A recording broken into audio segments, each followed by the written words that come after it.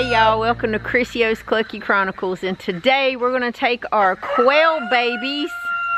One accidentally got loose yesterday, but it's okay. He joined a wild quail family that's been hanging by close by, so it's been pretty cute to see they adopted him. Anyway, we're going to take our baby bobwhite quails that are these guys' babies that I hatched and hand raised because they're sorry parents. We're going to put them in here. So thank you for watching. Thank you for joining and subscribing, and let's just follow along on this quail-tastic adventure. Okay, so we have these babies right here. They're the bobwhites. They're fully feathered out and completely ready to come out here. The bobwhites that we have in here are running all around inside the barn. I don't think that they realize, hey, these are our babies. So it's kind of interesting. Bobwhites being basically wild ground birds. When you raise bobwhites, they are such really funny little communal little birds. I don't know if you can see them. Let me see if I can zoom in. They're such funny little communal little birds. They all speak their cute little bobwhite language. They're pacing back and forth, like pacing, because they know that there's babies or potential new people that's coming out in this box, and everybody's got to fight again for their little cliques that they're in. One of the things that we learned about bobwhites is that they have, you know, a hierarchy, just like chickens and turkeys. And bless you, that was Charlie the rooster sneezing. They have their own little cliques that they run with, and they have females paired to the males and all kinds of things. So it's very interesting in how they will work their pecking order, so to speak. And like this one, he's the gatekeeper. He's walking around, he's like, wait a minute, do I suspect some females in here? And if you look in there, I don't know if you can see, but some of them have their tops of their heads sticking up pretty high. So we're going to release them, and then we're just going to let them do, they're probably going to fly all over the flight pen, which is fine, that's just what they do. And we'll let them settle in and see how it goes. So are you ready? We're going to go ahead and just lift this off and let them fly out, jump out, do whatever it is that they want to do. There they go. There they go.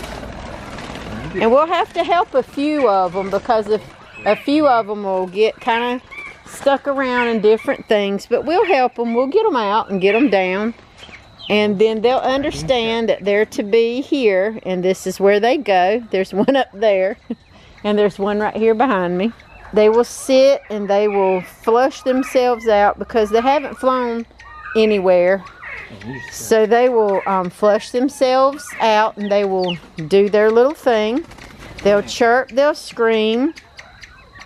They'll go in there and they'll be like, hey, there's people.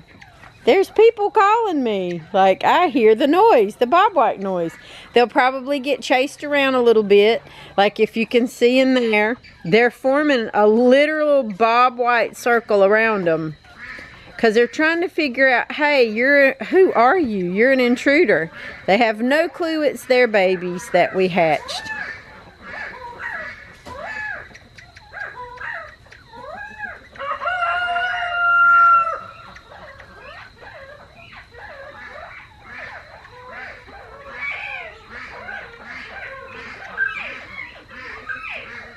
You can hear them. It's so funny how they do that. And that's a female right there. So there's the males that are inspecting. The females will inspect her, and they will just try to figure some things out. Now the ducks are screaming because they hear me out here, and they're like, Mommy, we want some snackies. But once the little ones, that's a new one right there. Once the little ones move around, they'll figure out, hey, something's weird. We're outside now. We're not in our cozy little area of being handled but they will call to them. They will be able to move around, figure out what their surroundings are, what they're supposed to be doing, and how they're supposed to be doing it. But aren't they just so stinking interesting and just cute, cute, cute? They are just so absolutely adorable and cute.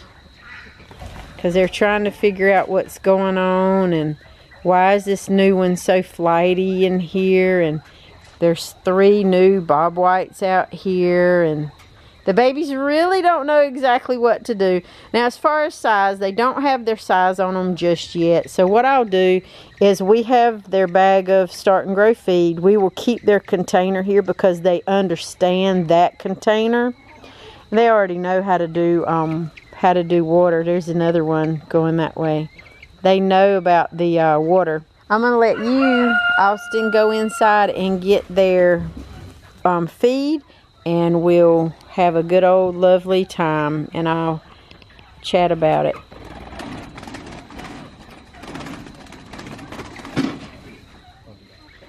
One of the questions I was asked, is it necessary to, you know, put the quail into a like a pen or type of crate or something, just so that other quails can get used to them and all that stuff? Nah, not with quail. Quail, in my experience and working with a lot of quail, is they will take a few minutes, maybe a couple of hours, to figure out who you are, where'd you come from, how old you are, and oh, you're a baby, but you're fully feathered, but you're not completely big enough yet.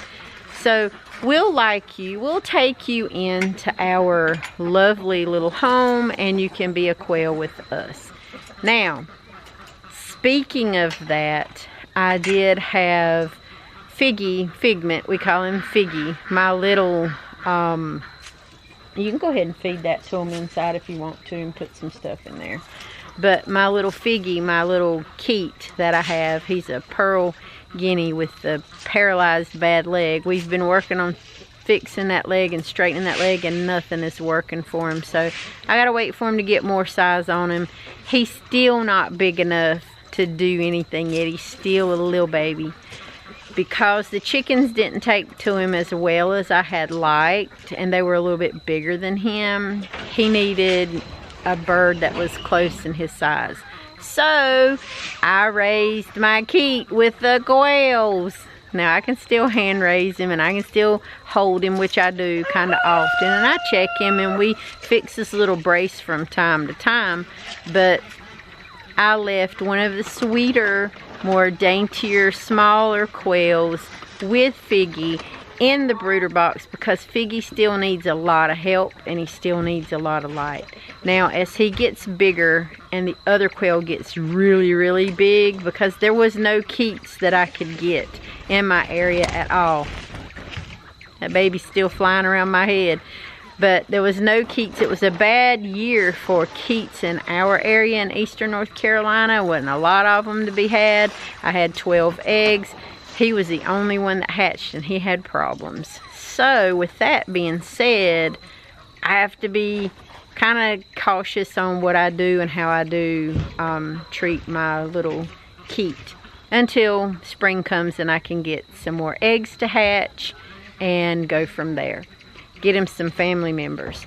Whenever he gets of some size and I can get where he doesn't need the brooder light as much, I will take him and his quail buddy, and I'll bring him out here, because that's what he's used to being with, is the quails. So I'm gonna let him live out the rest of his little life out here in the barn without the heat light, of course, and at least get him some type of splint or some type of device so Figgy can get around or maneuver around better than what he's doing now. So I may have to 3D print him something.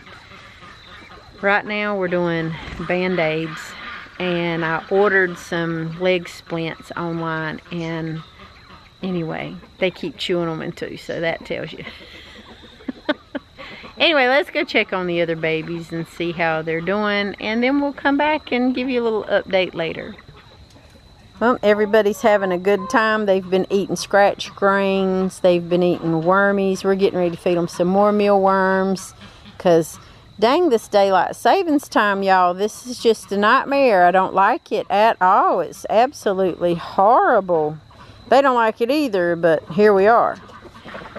Now, I had another farm friend come by yesterday, and he actually got 3 hens from me. He had 3 older hens that they passed away because, I mean, that's what happens when you have chickens. They don't live forever.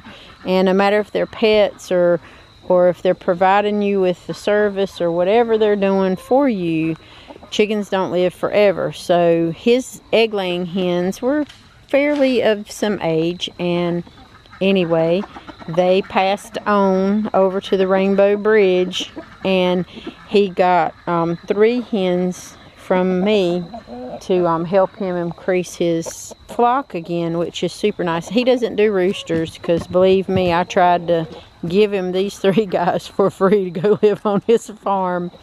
But I understand he's more of a hen person, and that's cool, you know. People like what they like, and they do what they do.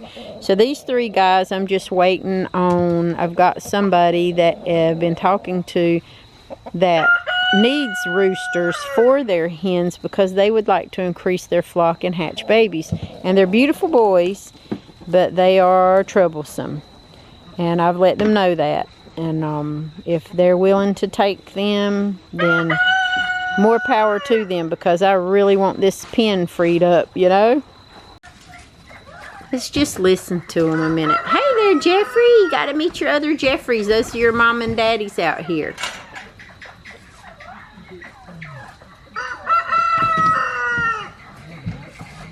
Yeah, go ahead. Go meet your mamas and daddies out there.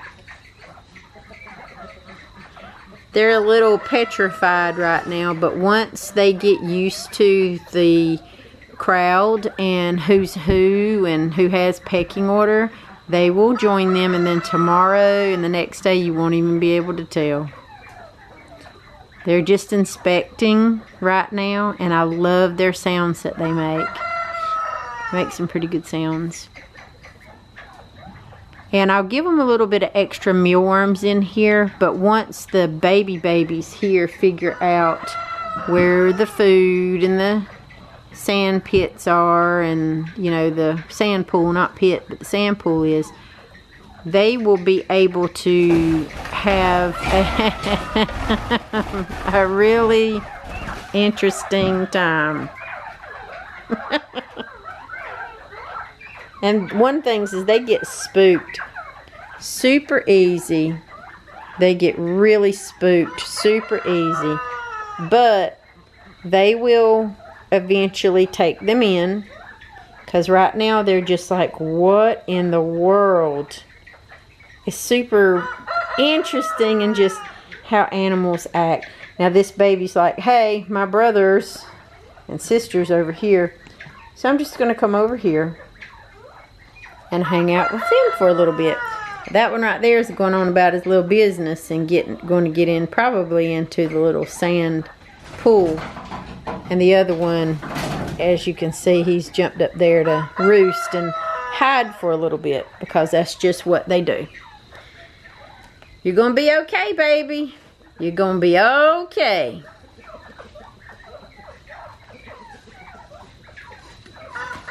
And I've always wondered if some of the quail actually realize that these are their babies or not. I really don't know. I have no clue. But we're going to get them some food. They'll understand where the water's at.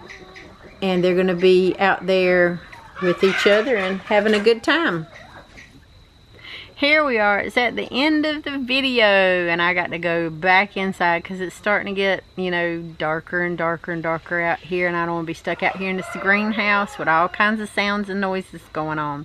But anyway, I'm glad the baby quail are enjoying their parents and out of the brooder. They're out of my house, and they're not screaming bobwhite all hours of the day and night. Even though it's cute at times, it gets pretty aggravating too. So they need to be out there with their mommies and daddies and aunties and uncles and all that good stuff. I'll give you more updates on how Figgy does with his buddy Quail, Jeffrey. Anyway, we got to go clean this brooder out. So thank you guys for watching. Thank you for subscribing. Thank you for everything that you do. Go visit the website at ChrissyOShow.com. And don't forget, I heart y'all great big. And if you can't be good, I really don't know what to tell you. Don't know what to tell you. Everybody should be good. Come on, y'all. Bye.